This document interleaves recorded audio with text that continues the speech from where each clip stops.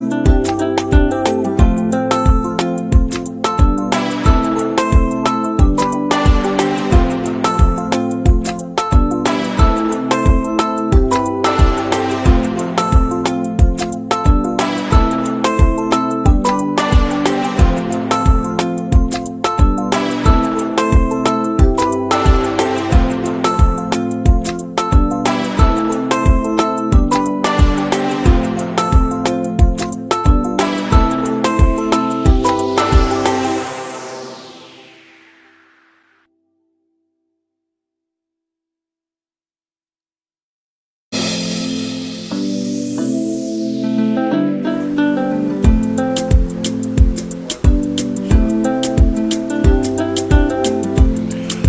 good morning, Nigerians. We thank you for joining us this morning on our morning show, newspaper review, under the AFTelevision show this morning. I still have with me our constant guest in the house, Kelechi Imo. Kelechi Imo, you're welcome. Kelechi Imo, you're welcome. I want to thank you again for joining us this morning. This is our morning live show where we discuss happenings in our newspapers. And then we also have a major topic which we discuss every day. Today, we'll be looking at the event that happened yesterday in Ariaria International Market as our major discussion of the day. It's no longer a story that Abia State government have shut down the Ariaria, a section of Ariaria International Market where shoes are made and shoes are sold. So that's going to be our major discussion this morning. We're going to be looking at that. What are the remote causes of the issue? How can that be resolved? How can we make sure this does not happen again, both from the angle of the traders and the government? My guest in the house this morning, we're going to do justice to that discussion while we also review other happenings in the nation, national issues and national happenings. Well, I want to thank you again for joining us this morning. My name remains Emenike Rebu, the anchor of this show. Remember, this show is AF News newspaper review under the platform of AF News. Remember that every news content, trending contents, happening activities in Nigeria, you can effectively find them on www.afnews.ng. This morning, I want you to take action.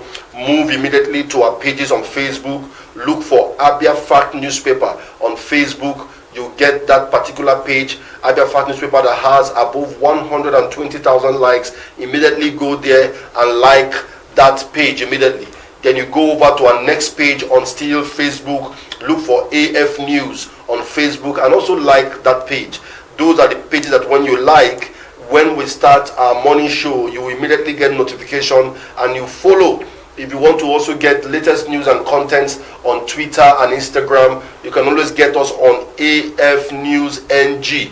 AF News NG at AF News NG. Search for it on Twitter, on Instagram, and follow us immediately. On YouTube to subscribe is AFTelevision. Just search for it on YouTube and subscribe immediately for all the contents of the day. You will get it on our YouTube. We want to thank you once again for joining us this morning, and we deeply appreciate you.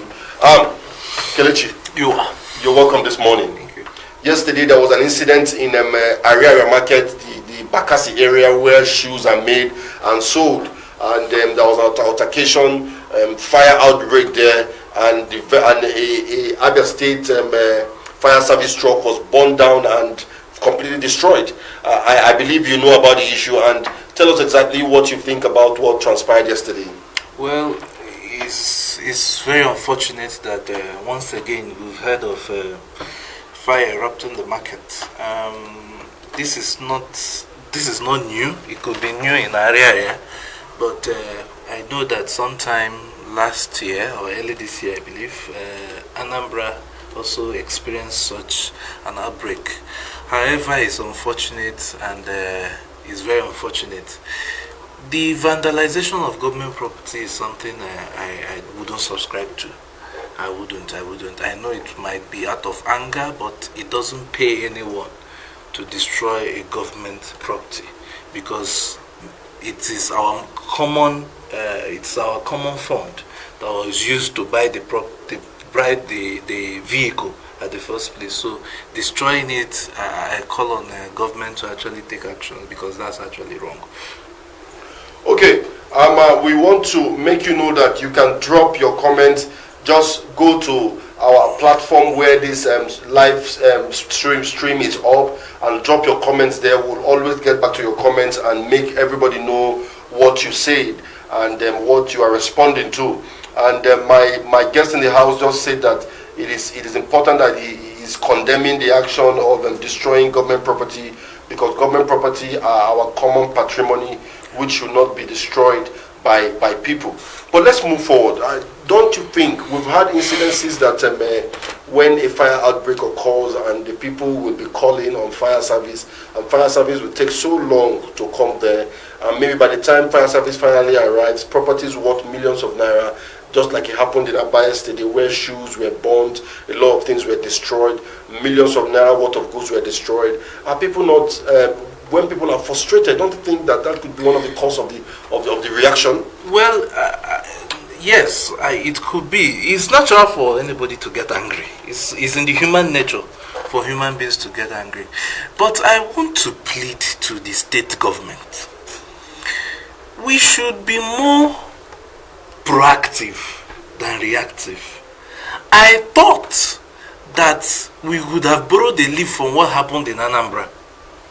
It is high time we had a working fire service close to Ariaria main market, or even in Ariaria main market. Because some things, I don't even know what caused the fire, but a lot of things that can cause fire in a marketplace.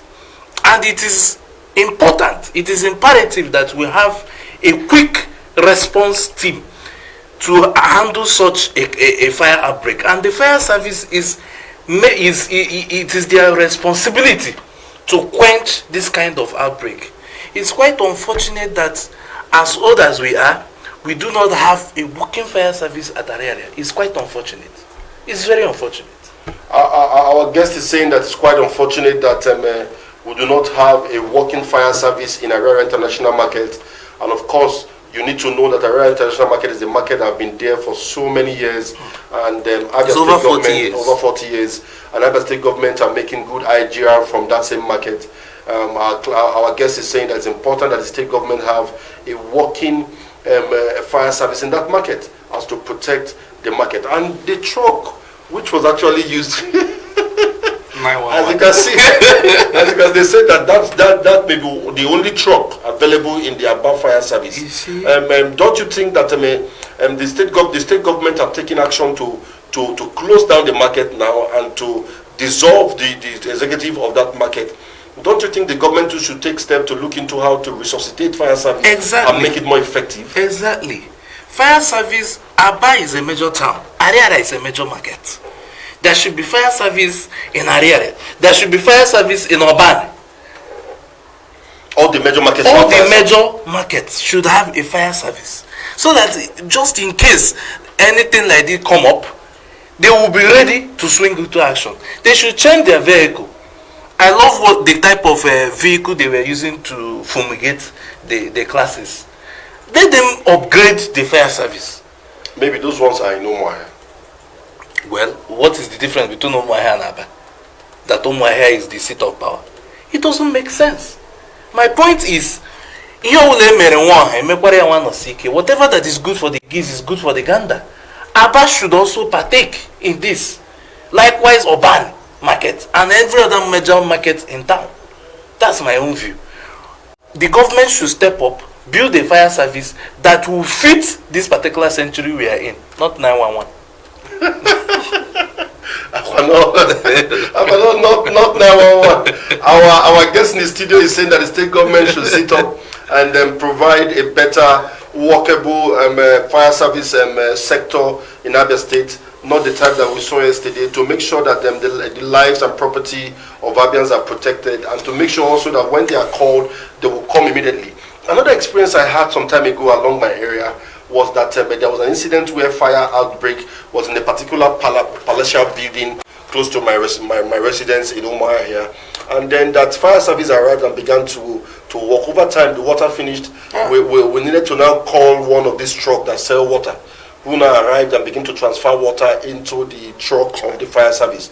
And the worst part is that I was meant to know that the water fire service uses not just water. There are other chemicals that will expedite the action of quenching fire.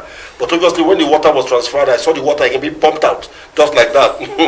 Don't you think that there's actually a serious need for government to, just like we said earlier on, is there not to re-emphasize, for you to re-emphasize the need for government to really train and retrain these people and get the right equipment for them to work effectively? We are saying the same thing. We are saying the same thing. So, my guest this morning, we are saying the same thing on that issue. We're going to go back on that issue much later, but then let's go to other issues. Have you heard about the 573 million naira that was wrongly posted into pastor's account? Yes. Yesterday another news broke out. This news can be found if you go to our platform under the news, category, you will see a particular news where it says Emmanuel Omole 553 million was wrongly posted to Magus Pastor's account. It is on www.af news. If you want to read this content, just go there immediately and see it. It says that Emmanuel Omole 553 million was wrongly posted into Magus Pastor's account, and the news reads, Adamunura, the executive officer of First City Monument Bank FCMB, said the alleged 573 million found in the account of Emmanuel Omole, the founder of Divine Hand of God Prophetic Ministry, was wrongly posted. Nura said this on Thursday while giving evidence at the Presidential Investigation Panel probing Ibrahim Magu, the suspended acting chairman of EFCC. After the report, we concluded an investigation and discovered that the lodgement which we reported to NFIU was an error, Nura said. He narrated that the error occurred during the migration of their financial application from Pinnacle 7 to Pinnacle 10. The error was as a result of the fact that we were using a bank application called Pinnacle 7. However, we migrated from that application to a newer version called Pinnacle 10, he explained. Usually, when the bank intends to migrate from one application to the other, we utilize weekends to carry out the exercise. The migration involved moving all the balances of customers from the previous application to the new application. The account of Divine Hand Ministry was moved during the migration. In that branch, we have 985 accounts, BADEX. The credit balance in all the other domicile came to the aforementioned amount. It was that balance, 573 million, that was wrongly posted as an inflow into Divine Hand Ministry, as reported by NFIU, Nura added. Isn't it funny? When was this transaction made? When was this transaction? It was made around 2016. 2016. What year are we? We're in 2020 now. So it took them how many years? That's about 4 years.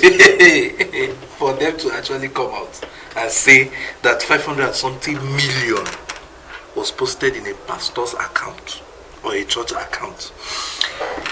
See, if I'm not doubting CEO, okay, I'm not doubting MD, but we need to find out the truth. Somebody is not saying the truth. The pastor is saying that this thing, he did not see anything. They did not get alert. He did not get alert. All right, because I believe that the pastor is not the only signatory to that account. The account officer also did not see the alert, Abi. Okay. It took them 4 years, 4 good years before they could come out to say this. Let me ask you. Even the pastor was saying that the account is not even up to 20 million. Yes, and it grew by 573 million. Overnight. See, but is it that you don't believe in the handwork of God? Does miracles no longer happen? I mean, okay, this is Nigeria. We have seen worse to miracles. But is this not a better situation where the bank MD should sleep, should faint, instead of making this comment? What do you think? God, that's why I said I don't want to say anything about the bank MD. I don't want to say anything about the man. Somebody is not telling the truth. That is obvious. Remember that you can actually send us message. You can send us message. Drop your message here under this trend. Drop your message under the trend here on our streaming platform, and we'll read it out for everyone to hear, and also state your position as regard the issue you are talking about. You can also send us WhatsApp message. You can also send us SMS. The numbers to send that are on the screen for you to do justice to that. We are still together. We are working together on this, and we are still on the story of Emmanuel Omole, where 773 million was wrongly posted to Magu's pastor's account. But the problem is that Magu is a Muslim. How does he have a pastor? The pastor says, according to the pastor says he has so many friends, okay, of which Magu is one of them. And I know that I think the pastor visited Magu in Dubai when he had that kidney hernia issue sometime. So it's not my business whether he is a Muslim or not. My point is, somebody is not telling the truth. It's either the bank MD is trying to cover up, or the pastor, or Magu. Somebody is not just telling the truth. It's to actually know if actually what is called the truth, what you actually call the truth. Okay, the truth.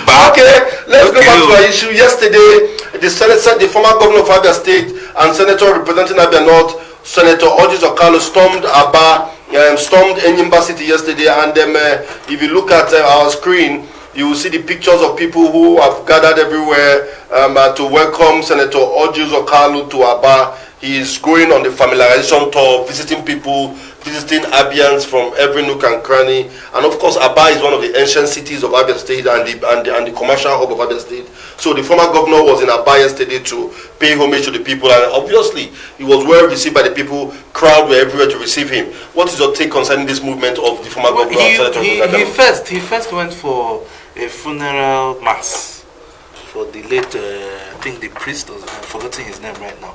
That was what actually took him to Aba. So it's normal. OUK is an Aba man. He calls himself Aba boy. So it's normal. And you know, during his time as governor, he was always Enyimba Stadium. So it's normal for him to receive that kind of warm reception from the people. Okay, let's go straight to another a political story here that we have. Revelation. Why I didn't use military to overrun 2019 general election. That's what President Buhari is saying. At this time of elections, the respective election in Edo, it seems as if that word was not rightly timed. That's my view, though. President Muhammadu Buhari has told Nigerians that his party, the All Progressive Congress APC, could have used the military to overrun opposition states, but instead chose to be impartial during the 2019 election. Buhari said this when governors from the Northeast met him and Vice President Professor Yemi Osinbajo at the State House on Monday. According to Buhari's administration, wanted to show Nigerians that it is humane. The meeting also had in attendance Nigerian security chiefs and some governors of the People's Democratic Party, such as Adamu Fintri of Adamawa, Bala Mohammed of Bauchi, and Idris Ishaku of Taraba. Don't you think we should applaud the president for that? He said that the last election in 2019, to show that they are humane and they are not a biased government, they refuse to unleash military on the people, on the states, on the opposition states. Applaud him for it.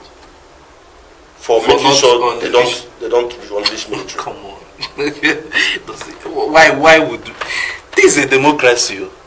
It's government of the people, by the people, for the people. It's not we are not a military regime.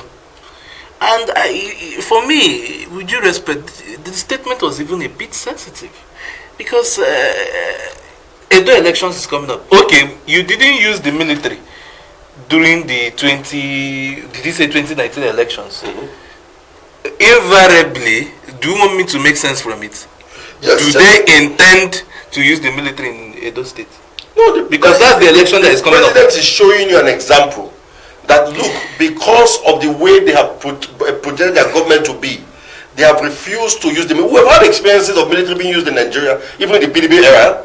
Are you not aware of that? The point I'm trying to make is this. The president, okay, thank you for saying that, but call your boys, call your men, call the APC family, unite them. Mr. President, there is something cooking in Edo State. You need to come up and warn them that you did not use the military, you did not use the security apparatus within your disposal to win your own elections, and you are not going to use it to win the election. Go and warn them. If not, what happened in Kogi will be a child's play to what is coming up in Edo State. That's my but don't you think you're raising a false alarm? Because the president does not actually use military, and he has made it over and over known. That's what. And then we are aware also that almost every party here in Nigeria is prone to using violence to win election by do or die. Don't you think that this advice should be for both the PDP and the APC to withhold usage of violence? All right, Mr. President, please lead the way. That's my point. Okay, let us go again to the National Assembly. Now we are going to the House of Representatives National Assembly, and then what we have here, we're still on the political news. This news can be found on www.afnews.ng. Rush to that site now and read all the fresh content that are coming in there. That's where you see latest news and latest information pertaining to Nigeria and the world in itself. It says hot. Declare Dogara seat vacant or face legal action. PDP tells Gbajabiamila. The news says the People's Democratic Party in Bauchi State has called on the leadership of the House of Representatives to declare the seat of Honorable Yakubu Dogara representing Bogoro, Dosa and Tafawa Balewa Federal Constituency vacant following his defection from the party to the All Progressive Congress. The party who made the call in a letter addressed to the Speaker of the House, or the Friend Gbajabiamila, demanded for the invocation of the provision of Section 68(1)(g) and 2 of the 1999 Constitution of the Federal Republic of Nigeria as amended in respect to it. Dogara is not the first politician to do this, even under this dispensation we are in. This, you see, nothing will come out from it. Nobody will impeach Dogara. Nobody will recall him. Femi Gbajabiamila will not do anything. But it still goes to show the kind of democracy we are practicing here. We've often said it in this studio that we need to revisit a lot of things. It is high time we had this system whereby you win an election with a particular political party and you remain there. The moment you move, you lose everything that comes with you. Until we get to that point, Dogara is still the honorable member. So until we get to the point where politicians will learn how to stick to their party, whether in thick or thin, whether it's good or bad, at every point in time, that's when we'll begin to understand what party leadership is all about. Of course. Yes, our guest just said that this morning. Let's move immediately to the issue of Northeast. Remember yesterday, we are now on our national contents. We are now on our national news. We are moving directly to Northeast now. Remember that you can read this content for yourself on www.afnews.ng. Make sure you go there every morning, every afternoon, every night to read contents, latest happenings in Nigeria. Yesterday, Northeastern governors of Nigeria visited Muhammadu Buhari on the issue of insurgents. He said why insurgents are recruiting more members in the Northeast. State governors in the northeastern part of Nigeria have identified some of the root causes of the insurgents raving the region. They stated this on Monday in Abuja at a meeting with President Muhammadu Buhari to discuss ways to intensify the war against insurgents. The president of the Northeast Governors Forum, Babagana Zulum of Borno State, who led the governors to the villa, stressed the need for Nigerian government to address the root causes of insurgents.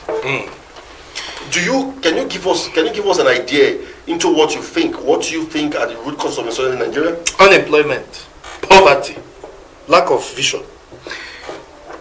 If you get people occupied, if people are gainfully employed, nobody wants to kill his fellow human being. All these insurgents that is coming on, be it Boko Haram, Fulani Herdsmen attack, or whatever name you call it, it's as a result of anger. People are fed up. People are fed up. The moment you get someone busy, these things will be the last thing that will come to the person's mind. But when a situation whereby the ordinary Nigerian wakes up in the morning, he doesn't even have plan for food. He doesn't know how food is going to come that morning. You see that an idle man becomes really the devil's workshop. So if they can address the poverty in the north, because whether we like it or not, the north has more population of people who are poor. If they can address, if the president with his powers can address the high level of poverty by building, by either in terms of skill acquisition or opening up companies that can get the young people gainfully employed, whereby you can earn and feed yourself and even dash, I'm sure these things will go down. Until we get our people busy, insurgents will remain. Okay, our guest just said that the basic root is poverty, is unemployment, and those are the major issues. Another line of thought are also of the view that education and religious fundamentalism. Of course, is also a very big issue in respect to the crisis we are seeing in the Northeast. People say that if somebody is educated, he will rationalize his action, because education to a large extent comes with rationalization. But I don't. It's not in our case. It's not always. Do you know even the meaning of Boko Haram? Have you ever wondered to know what the meaning of Boko Haram? I heard. What did they tell you? They don't like Western education. That is the key. So the key is that Boko Haram is that Western education is evil. So that I believe is one of the keys. Because if you want to control somebody, you will take him away from education.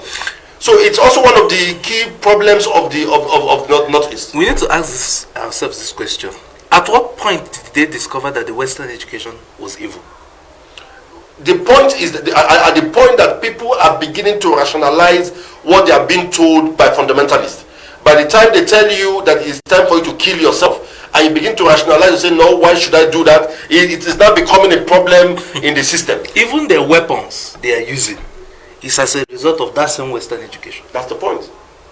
So, let's move forward to other issues, and let's still come back to the issue that happened in Abia today. So now, Kelechi, the governor have suspended the executive of that market in Aba yesterday, and he has shut down the market for now. The further notice. What would be your advice to Governor Okezie Ikpeazu as regard that market if you met him and you have opportunity to talk to him for 2 minutes? Your Excellency, I know it's you're angry. Yes, it's normal. Nobody's property will be vandalized, and you expect the person to be smiling. But I would also suggest that I know you're a listening governor. Yes. I want you to calm down and try to find a lasting solution. Try to know the reason why the vehicle was actually vandalized in the first place. Because it doesn't make sense that the vehicle was coming to save you and you vandalize it. There must be something that propelled the anger. Try to know what it is and try to see a way to solving the problem. And remember, these are hard times. You can't close that market forever. I'm sure that you are angry, and I'm sure the governor will listen to this advice. Okay, let's move to Imo State now. We're still on national news. Let's move to Imo State.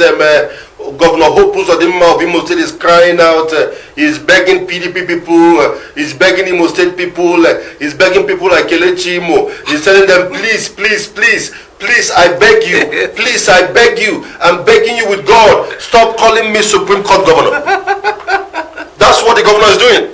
And then the story goes, he has written a petition just to make sure people stop calling him Supreme Court Governor. He has written a petition to NJC. He has written a petition to AGF. And he has this to say.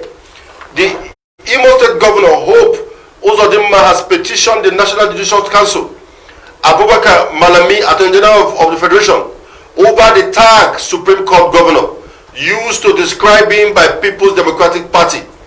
In January, Emeka Ihedioha was sacked as Imo State Governor following the Apex Court ruling that Uzodimma was the duly elected governor of the state on the grounds that the results from 388 polling units were excluded when the INEC announced the final tally in March 2019. in the petition also addressed the leadership of the National Assembly. Botus Chikezie, on political matters, asked that Wadike, the political secretary of PDP in the state, and other loyalists be stopped from using the Supreme Court governor tag as it is the derogatory. Don't you think that the governor is placing so much emphasis on this? Yeah, I wanted to, let me advise the governor. Your Excellency, Governor Hope Uzodinma. I think that the best way to stop people from calling you Supreme Court governor is for you to work for the people. Listen, this is part of the price you have to pay for leadership.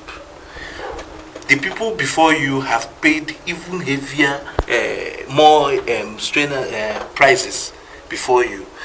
Work for your people, just like the way Sullivan Chime of Enugu State worked for his people. If you can work for your people, gradually your name will change. It is in the human nature.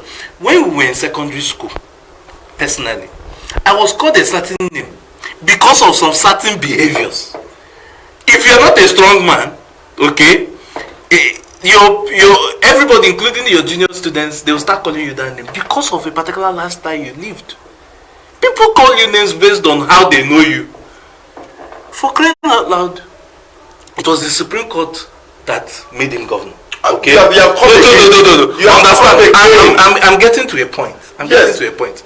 It was the Supreme Court that pronounced him governor based on the facts that was before her. But the Supreme Court did not make him governor. No. The Supreme Court did not make him governor. I said the Supreme Court pronounced. Those are two different things. Yes, the Supreme Court pronounced him governor. We had a governor there before him. Okay. Yes. Now, Mr. Senator Hope Uzodinma, I would advise, channel your energy to working to the people. The people, they are free to talk. I have never seen a successful person that people have not said anything of. People will say both good and bad of you. Yes. The most important thing is work for your people and justify your conscience.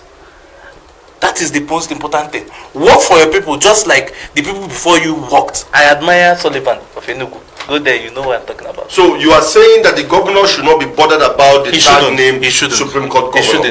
He should focus on working for the people. Let him work for that. His workings will change his name. Exactly. From Supreme Court governor to maybe action governor. Exactly. Just like our former governor, Governor Zokalo. Oh yes, actual governor. Even your what's his name?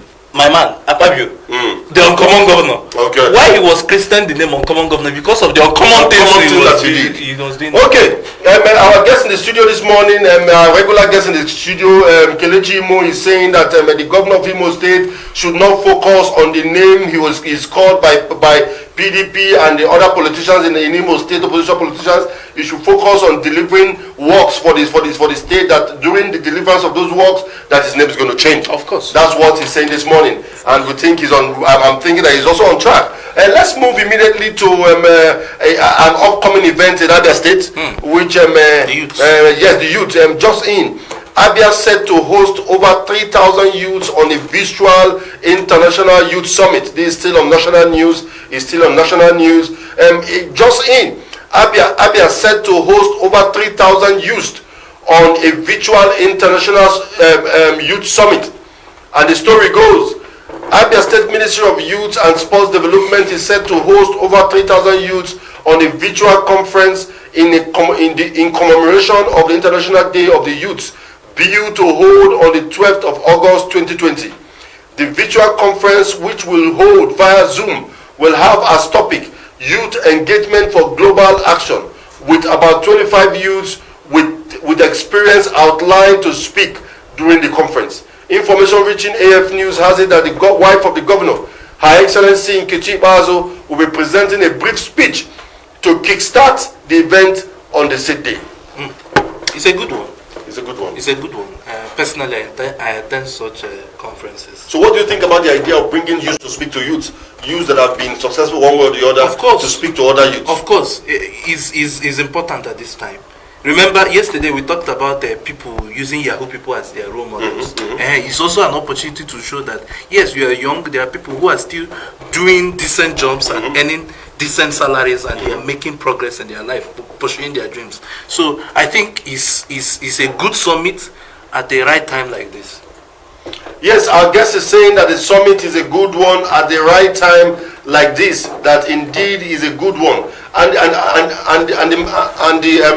The commissioner for youth and sports development, Chief Emeka Ikpeazu, is saying that via that event they expect that so many youths will be motivated to start, if there's a need to start afresh, if there's a need to add more fire in what they're doing, that also they'll be encouraged, and then youths that have felt demoralized or discouraged or depressed, by the time those other youths have spoken to them, that their fire can come back in their system. Yes. Do you think he's on the right track? He's on the right track. Me, sir, I want to attend. Yes, I want. Yes, our guest in the studio is saying that he too will indeed attend that event and will be in that event. From EFCC, still on national story, Magu is speaking again. Magu said, I don't know. I am not in the know. I have no understanding. I am confused. I don't even understand what the government is doing. I don't know why they are investigating me. I don't know. The government is fighting corruption. But he said he doesn't even know what's happening. Can he not do? He said, Ali Lamu, lawyer to the suspended acting chairman of the EFCC, Ibrahim Magu, has said that up to this moment, his client has not been told why he's being investigated. Lemo said this when he appeared on Channel Television Politics today, adding that the former EFCC boss is not happy with the way the hearing is being conducted. According to him, the committee is already going against President Muhammadu Buhari's directive to conduct a public hearing. He, Magu, has not been informed why he's been investigated, the lawyer said. Magu has a lot of problem with the way the committee has conducted hearings. Again, the directive of the president, the committee has been meeting without media presence. The committee has been meeting privately at the villa against a public hearing President Buhari ordered, he said. Recall that Magu had recently claimed that some powerful tolls he stepped on while doing his job at the FCC were out to tarnish his image and destroy his reputation. You see the issue? Well, what I want us to look at is this. If actually the president said he needs a public hearing, why are they not? Why there is no public hearing? Is that not showing that there is something else? Because we could actually be saying, Magu, kill him. Maybe Magu may be innocent. Because Magu himself is calling for a public hearing. I agree. I think the president needs to. The president is in the villa. He should act immediately. Even us as Nigerians, we want to see public hearing because we want to know what is happening. But it does appear most of the time our politicians are often afraid of public hearing, our public office holders. Have you not seen the minister is okay? Minister is okay. We want to hear more. They don't want. They feel that that maybe need to shout is okay too much. That will cause problem. Of course. They should off the mic completely out of public space. The president should act immediately, please. And for me, it is wrong when a president gives a directive. Somebody will flash such an order. It's wrong. The president said he wants Nigerians to be aware of what is happening.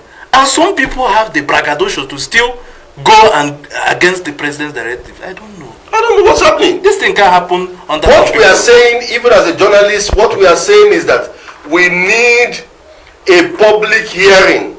We need to actually see what is happening. We need to report live what is happening during those panels. And if an accused person is demanding for public hearing, for live hearing, why would a panel which is supposed to unravel what is happening now be scared of life? Are they the one being accused? Well, we won't jump into conclusions. They are not scared. Maybe the cameramen are yet to set it. We have a report some time ago when because Magu applied that the proceedings should be recorded, should be put on record, and the committee said no. So I'm really we are worried about as media. Who is the chairman of this committee? What's that name again? I can't place it now, but we'll get it right. Okay, let's move to another story. National Population Commission is shouting. National Population Commission is shouting. They are saying that birth certificates issued by local government and hospitals are invalid. That is what they are saying. They are saying that it's invalid. That let us read the story and see what they're actually saying. If it's money they are looking for, let's check and see. All birth certificates issued by local governments and hospitals are not acceptable for official purpose in the country. The National Population Commission has said. The commission has said that only birth certificate issued by MPC is acceptable since it's the only agency legally authorized to issue such documents in the country.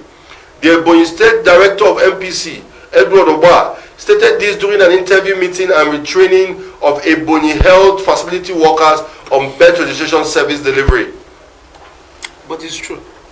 But it's true. My question is, why is the local government still issuing it when they know that the national population... The question is this: how many years ago have we heard this thing before? It's been so long. That's the point. The point is that if you don't say we are here, nobody knows you are there. So I think the MPC needs to speak up. They need to be more engaging. The people need to know more of what they are doing so the people can actually get them involved. I won't even be surprised. This is the first time some people will be hearing. Of course, even me. Obviously, this is almost the first time I'm hearing this. Really? I'm telling the fact. Wow. So there's a need for them to engage more. There's a need for them to do more publicity on what they are doing so Nigerians can actually know exactly what their job is and what they are doing. Because if not that, we will not know what they are doing. So let's move again. Let's move into another story. Another story here that just popped up now that is now trending also is saying that exclusive DNA study shows that many African Americans have Nigerian ancestry. And he reads, during the period of the transatlantic slave trade, more than 12.5 million enslaved persons were shipped from Africa to Americas, with about 3.5 million of them from Nigeria. Today there are communities of people in Nigerian ancestry, mostly in Brazil, Cuba, Jamaica, who have retained some of their ancestral beliefs and religion and tradition. In the largest DNA study of people of African ancestry in the Americas, researchers found an over-representation of Nigerian genetic ancestry in US, United States, and Latin America compared to the proportion of enslaved people shipped to those places from regions within modern-day Nigeria. Well, that means we have more of them. We have brothers. That means if we are to be paid for slave trade, Nigeria would have made so much money from that. So. Yes, sir. And maybe that's why these countries, they are prospering. Because haven't you noticed that at recent times, almost all Nigerians abroad are making names and making ways for themselves. They are actually, they are everywhere.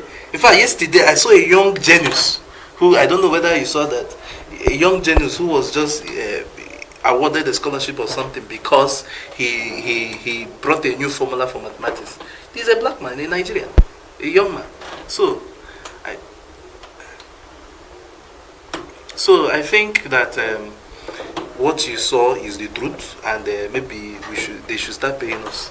Okay, let us view another story that is also on board here. That is also on board. Obasanjo has replied. He has replied. Faoshe, he says, "I don't care. Say whatever they like when I die." Ex-President Olusegun Obasanjo.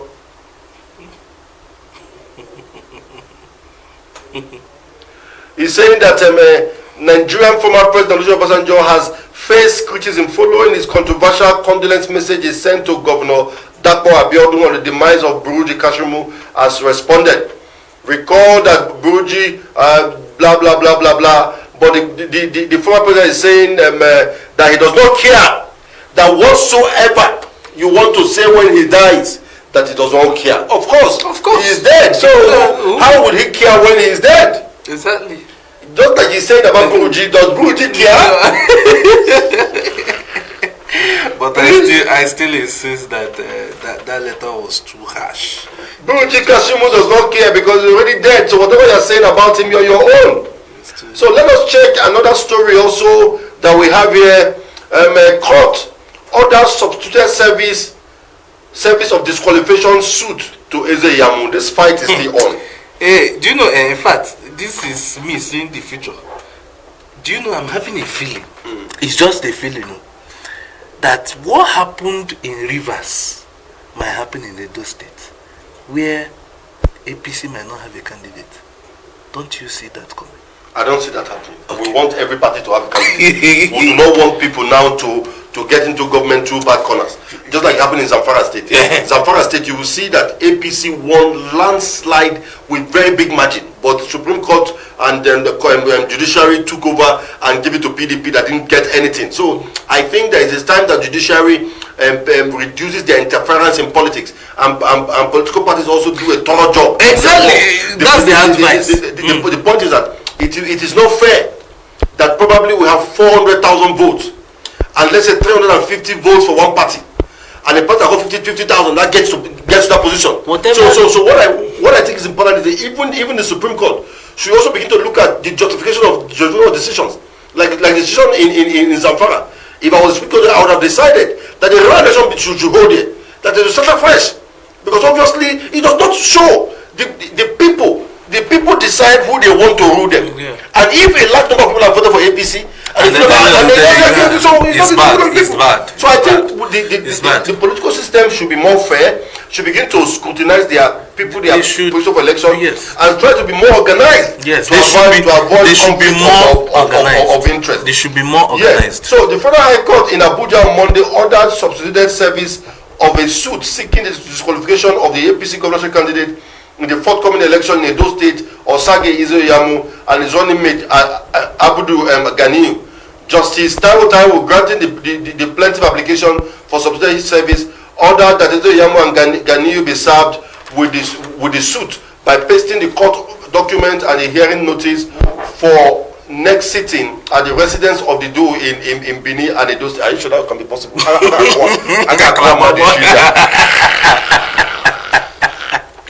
The court would have just told to publish it on paper. Oh my God. Because this one, oh my God. Considering the tension of that area, I need that place to play that. What issue? I'm telling you, because we have been pleading, President Buhari, please, please be interested in what is happening in Edo.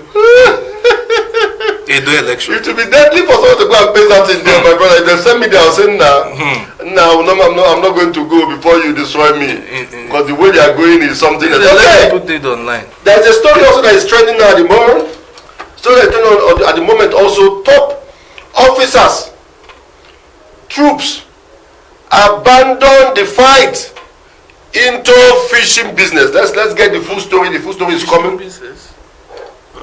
The full story is coming, so that you will know exactly what's happening there on that story. The full story is coming. So let's go back to the issue of the transferred in Aba. Don't you also think that there's a need for reorientation of Aba traders and Aba residents to actually be more tolerant on the face of crises like this? We have constantly said in this program that Abia needs help. Okay?